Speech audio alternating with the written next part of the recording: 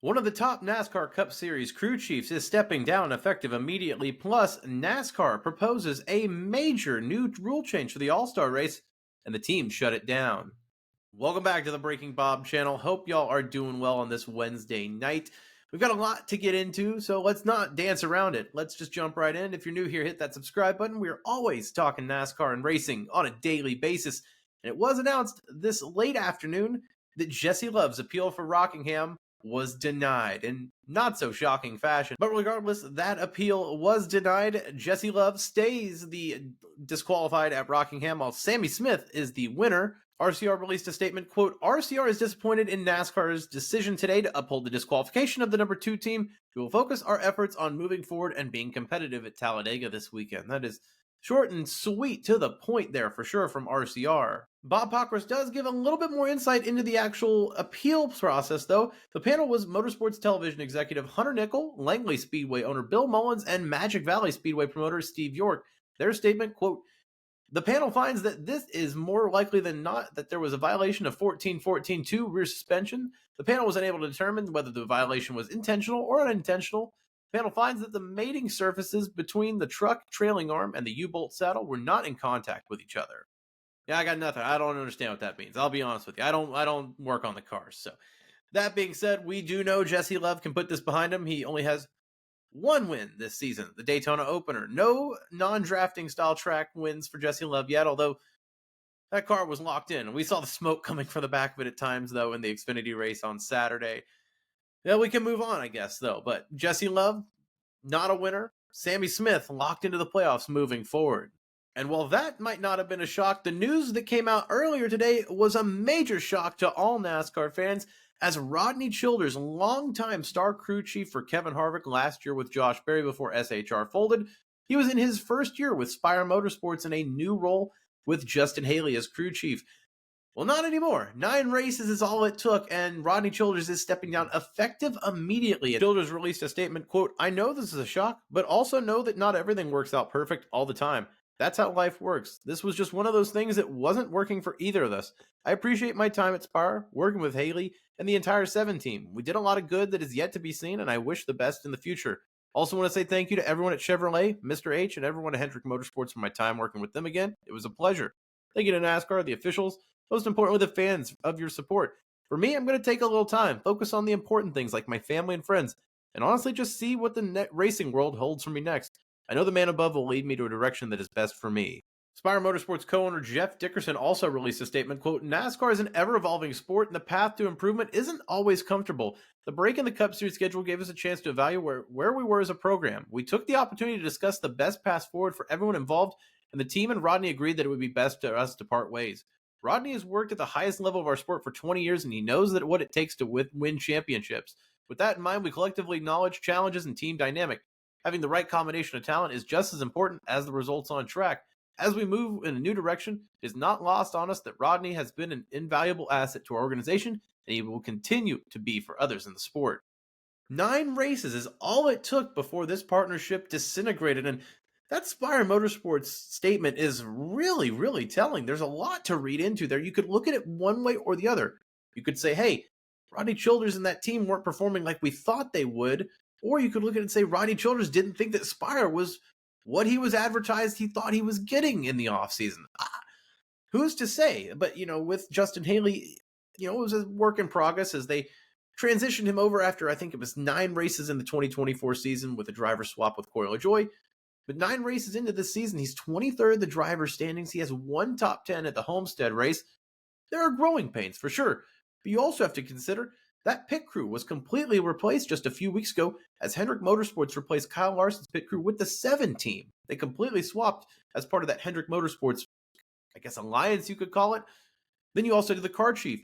Cheddar go to Ty Gibbs in the 54 team. So you have your pit crew, your car chief, now your crew chief leaving. It's hard to stay consistent there for the 7 team. And that being said, 23rd in the driver standings is still miles better where they were last year with Corey LaJoie. So it's interesting for Rodney Childers. It sounds like he might be taking some time off. I don't look for him to be back until 2026. Maybe he'll be back then. I know when he was a free agent with Stewart-Haas Racing last year, He had suitors everywhere, everywhere. Every single team, it sounded like, was inquiring about him. So I'm sure that'll be the same case. Rodney Childers will have the pick of the litter as far as who he wants to work with next year if he does want to return. It's been a great career.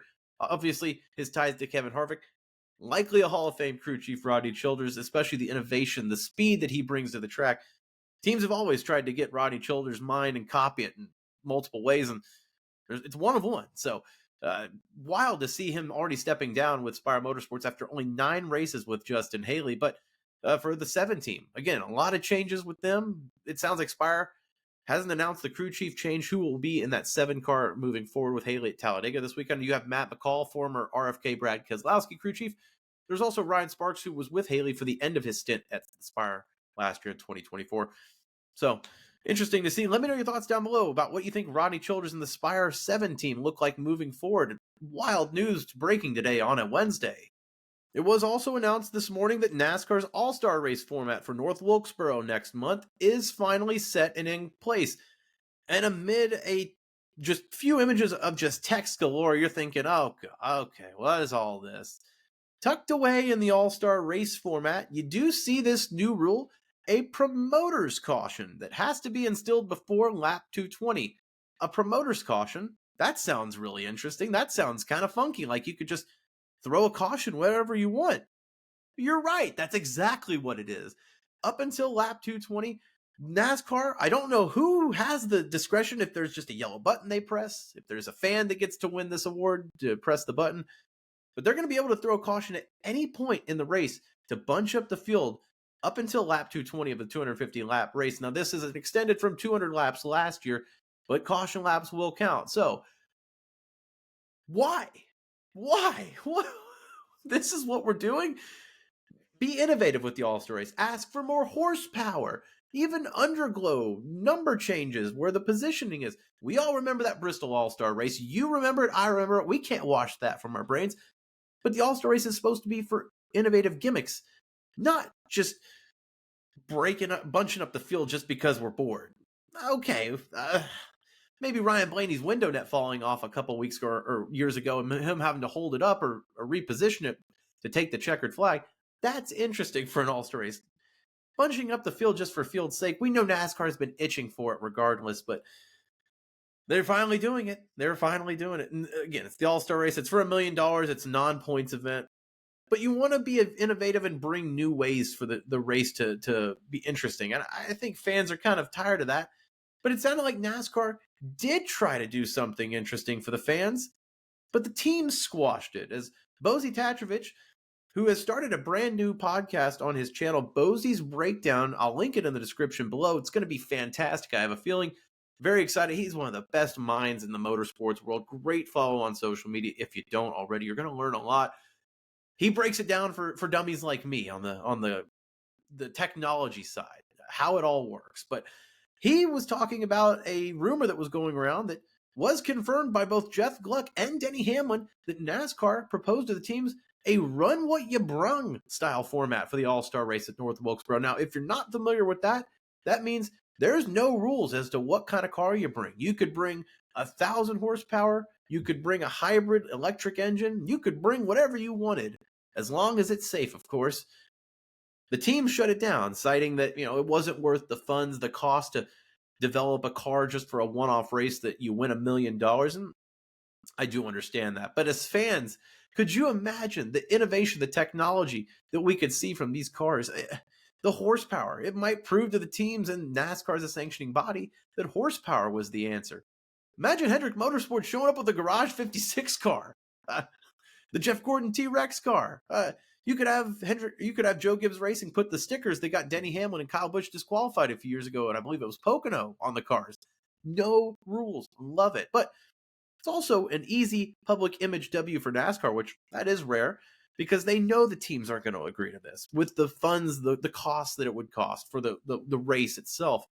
But NASCAR can say, oh, well, we did what we wanted. We tried, fans. We wanted this. Teams didn't want it. NASCAR gets to look like the good guy, and that's rare in a world where the lawsuits are filing in left and right in the NASCAR world, especially at the sanctioning body themselves. But I do understand it from the team side. It doesn't make monetary sense. But as a fan, I just can't imagine what that race would look like. And let me know your thoughts down below about a run what you brung style race for North Wilkesboro. Any track really in the NASCAR world, it would probably do a lot of good as far as just the innovation in the NASCAR world. You look at, I hate to do the stick and ball sport, but you look at the XFL and the USFL in football. The NFL uses them as a testing ground, and they take little things here and there, whether it's the new kickoff, the laser first and 10 chains now.